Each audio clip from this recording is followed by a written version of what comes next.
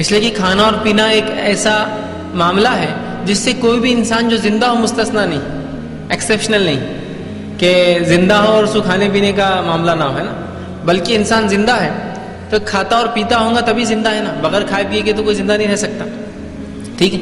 تو ظاہر سی بات ہے اس کے ادب اور اخلاق تو ہمارے لیے بہت زیادہ ضروری ہے۔ انشاءاللہ ہم پھر مہمان نوازی کی بھی دیکھیں گے، مہمان جانے کی بھی دیکھیں گے، کسی کے پاس جانے آنے دیکھیں گے۔ آج میں انشاءاللہ اس ادب اور اخلاق کی کڑی کو جو ہے شروعات جو ہے اس سیریز کو ہم لوگ جو ہے کھانے اور پینے کے ادب سے کریں گے، اس لیے کہ اتنے کامن ہیں، اتنے عام ہیں کہ جسی کو انتہا نہیں، اور آج ہم اس معاملے میں اتنے کمزور ہیں کہ مجھے بتانے کی ضرورت نہیں ہے۔ ایسے میں نے کئی لوگوں کو دیکھا ہے جو اگر کھائیں گے تو سیدھے ہاتھ سے کھائیں گے اور کوئی چیز پئیں گے تو الٹے ہاتھ سے پیتے ہیں، اس لیے کہ ویسٹرن کلچر میں ان کو ایک وقت دو کام کرنے ہوتے ہیں، ہے نا، تو وہ کھا بھی رہا ایک ہاتھ سے اور پی بھی رہا دوسرے ہاتھ سے، تو لہذا مسلمان بھی جو اس کی نخالی کرتے ہیں اور کھائے ایک ہاتھ سے رہا ہے کچھ اس کے ہاتھ میں اور پیے ایک ہاتھ سے رہا ہے۔ آپ کہیں گے ایسا کیوں؟ تو وہ کہیں گا لیفٹ ہینڈ کو ویسٹ نہیں کرنا چاہیے، شریعت نے اس کے بھی کام کیے میرے بھائی، یہ ویسٹ نہیں ہے، ٹھیک؟ نہیں وہ ویسٹ نہیں ہونا چاہیے نا، شریعت نے الٹے ہاتھ سیدھا ہاتھ دونوں کے استعمال ہے۔ تقریباً کاموں میں زیادہ سے زیادہ کام ہم سیدھے ہاتھ کا استعمال کریں گے، جہاں طاقت توانائی زیادہ قوت کی ضرورت ہے دونوں کا استعمال کریں گے، وہاں ہے نا اس کا استعمال، مکمل طور سے اس کو معذور لاغیر جو ہے پیرالائز نہیں کر دیا شریعت، ہے نا، نہیں بولے دونوں ہاتھ استعمال ہونا چاہیے، دونوں ہاتھ، تو یہ درست نہیں ہے، یاد رکھیے۔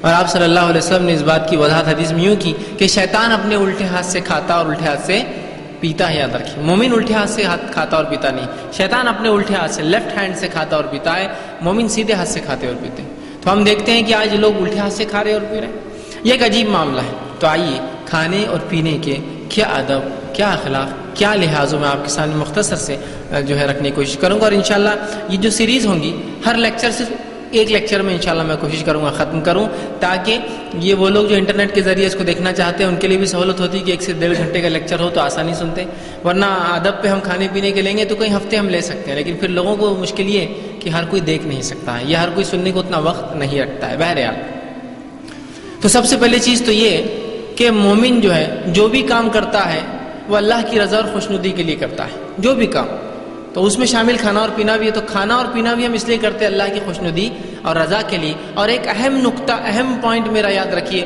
مومن جینے کے لیے کھاتا ہے، کھانے کے لیے نہیں جیتا ہے۔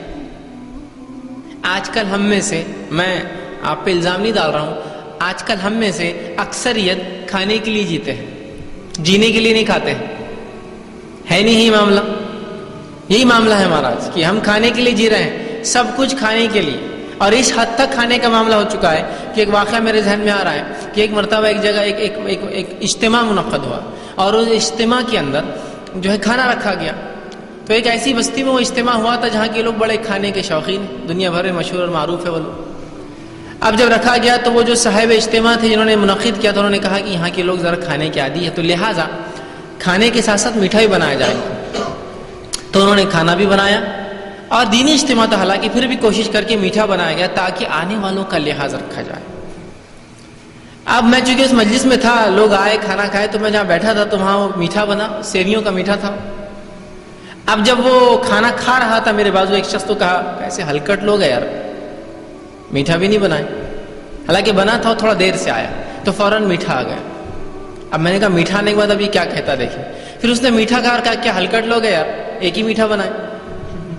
اب اندازہ لگائی، مطلب مکمل طور سے ہم جو ہے کھانے اور پینے کے لیے جی رہے ہیں ایسا لگتا ہے، مطلب جینے کے لیے استعمال نہیں ہوتا ہے کھانا پینا، کھانے کے لیے جی رہے ہیں ہم، یہ اس قسم کی حالت ہے نا۔ اور اگر کوئی کہنے کہ بھائی کل آپ کو دعوت ہے تو آج سے بھوکا رہتا آدمی، اس لیے کل دعوت ہے نا، دعوت کا مکمل فائدہ اٹھانا چاہیے، ٹھیک۔ تو یہ سب اسلامی طریقے نہیں ہیں۔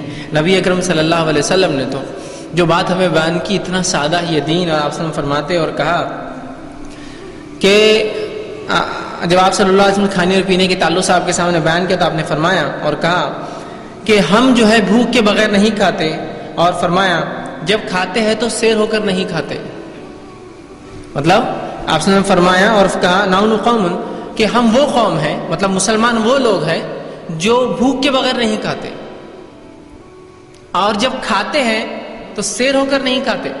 سیر ہو کر جانور کھاتا ہے، یاد رکھیے کہ تو اس کو پتا ہے کہ ایک بار ملیں گا تو اگلی بار کو پتا نہیں، تو جانور سیر ہو کر کھاتا ہے، اتنا کھاتا ہے کہ پھر پڑ جاتا ہے۔ تو مومن کا معاملہ ویسا نہیں. آپ نے فرمایا ہم وہ قوم ہے جو بھوک لگنے پر کھاتے ہیں اور سیر ہو کر کبھی نہیں کھاتے ہیں. ہمارا معاملہ کیا ہے؟ دیکھیے اس حدیث کے مخالف ہم جو ہے بھوک لگو مت کرو لگو ہمیشہ کھاتے ہیں، اور جب کھاتے ہیں تو سیر نہیں ڈھیر ہو کر کھاتے ہیں. اتنا کھاتے ہیں کہ ہلنا ہی مشکل ہے نا. بہت سے لوگ آپ دیکھیں گے ان سے بات کر رہے تو ہاپ رہا ہے بات کرتے کرتے. بھائی کیا بات ہے؟ سانس کی شکایت ہے کیا؟ نہیں. ہارٹ کا پرابلم ہے کہ نہیں؟ فلاں ہے کہ نہیں؟ زیادہ کھا لیا. اس کی وہ جو سانس ہے زیادہ کھانے سے چل رہی ہے. تو کہا ہم جو ہے ایسی قوم ہے جو بھوک لگنے پر کھاتے ہیں. اور مومن کا معاملہ ایسے ہی آتا کہ بھوک لگے تو کھاتا ہے، نہیں تو نہیں. اور جب کھاتا ہے تو سیر ہو کر نہیں کھاتا ہے.